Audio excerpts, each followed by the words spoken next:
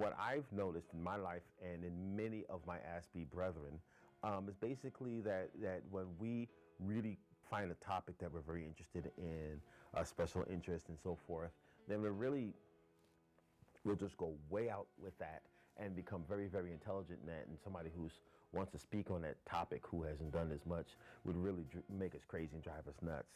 And then we just think this person's just a big old idiot. And we come to say about neurotypicals, fairly or unfairly, that they're generally idiotic and stupid because they have a very general way of looking at the world, and we're coming from a really academic, a really intellectual way.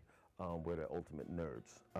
So we're really looking at things from a very specific academic way of looking at it, and somebody who has not done that kind of research or have that kind of special interest in the topic that we're interested in, we don't favor in high regard, so that's where the dumbing down part comes in. Hans Asperger originally used the term little professor to classify kids he was working with in his clinic because the kids would have an encyclopedic knowledge on a certain subject. A special interest can also help with socializing because it can give you something to talk about with people, and depending on the special interest, it could be a viable career option. It's a very misunderstood aspect of being on the spectrum. They make fun of it, and it's something that can be comical, on the Big Bang Theory, as having a special interest.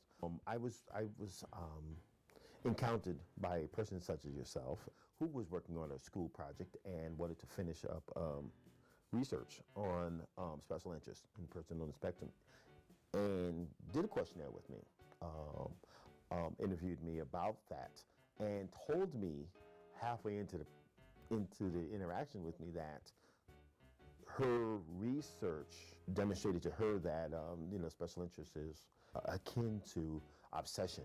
It's akin to a person having problems because they're just radically adhering to their own process and looking at it in a pejorative way.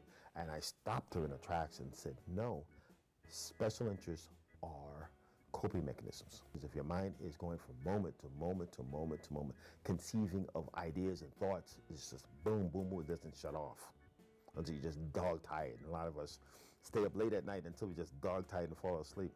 Your mind is constantly going, and if you can find something, an interest of yours, or something that just fascinates you. I once worked with a 13-year-old who was completely just smitten with jellyfish. And so it really helps that child to understand where they can really put their ideas, information, their mindset.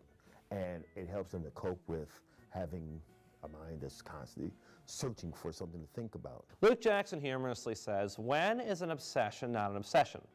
When it's about football. And his basic point is, two people without autism can be really into football, but no one considers them autistic for being into it. With autism, your special interest can sometimes get in the way of your functioning, whereas a person's interest with football is not always the case.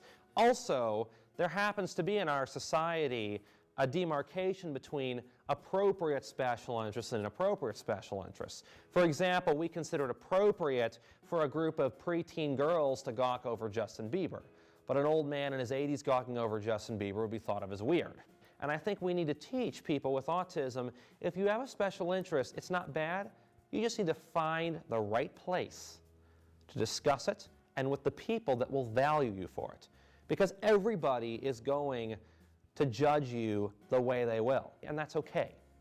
Because there are other people that I will get along with those interests, and those are the people that I choose to be friends with.